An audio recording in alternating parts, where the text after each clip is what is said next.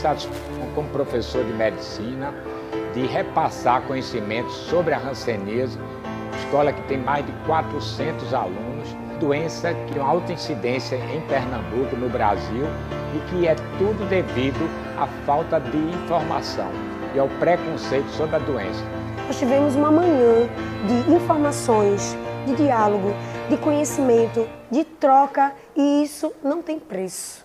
Procura o médico no momento certo, porque o bacilo, o micróbio, ele tem um apetite pela pele e, infelizmente, pelos nervos. Eu nunca tinha visto de perto. Eu não sabia que a hanseníase ela afetava tantas sequelas no ser humano. Foi muito importante essas informações. Índia, Brasil e Indonésia representam 82% de todos os hansenianos do mundo. E o Brasil, 90% do continente americano está aqui no Brasil. A doença ela é transmitida, exige um contato íntimo e prolongado.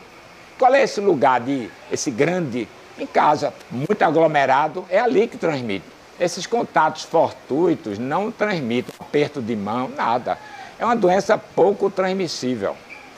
O grande desafio é você reconhecer a doença no início, como naquela mancha ali, ó, naquela fase onde tem apenas alteração da cor, a mancha, sem pelo, e que perde inicialmente apenas a sensibilidade para reconhecer o frio e o calor.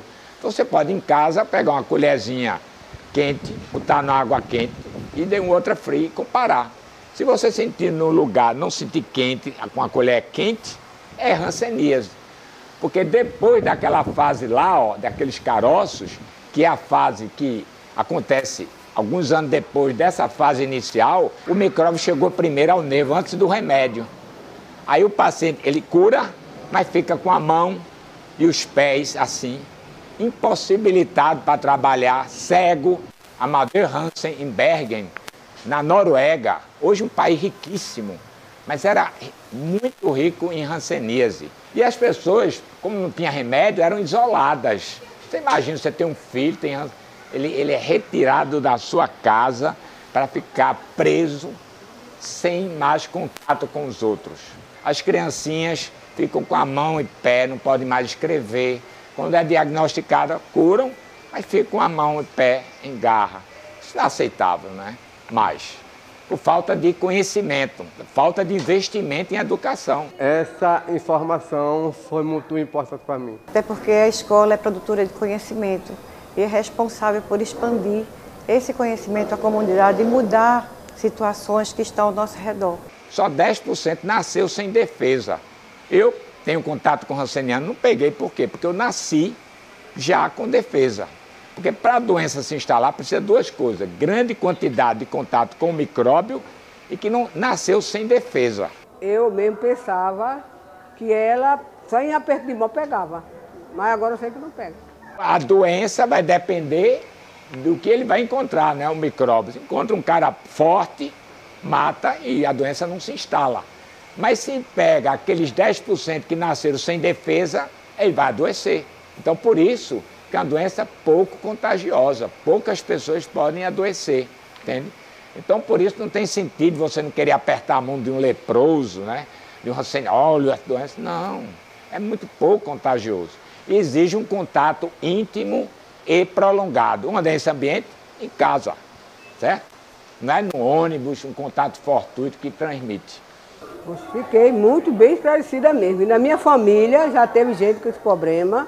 E agora que eu tenho mais experiência ainda depois da palestra sobre a doença. Contatos eventuais, raramente. A evolução da infecção é lenta, imprevisível e determinada pela hereditariedade e quantidade de bacilo que você recebe. Em 10 minutos de fala, ele elimina 180 mil bacilos.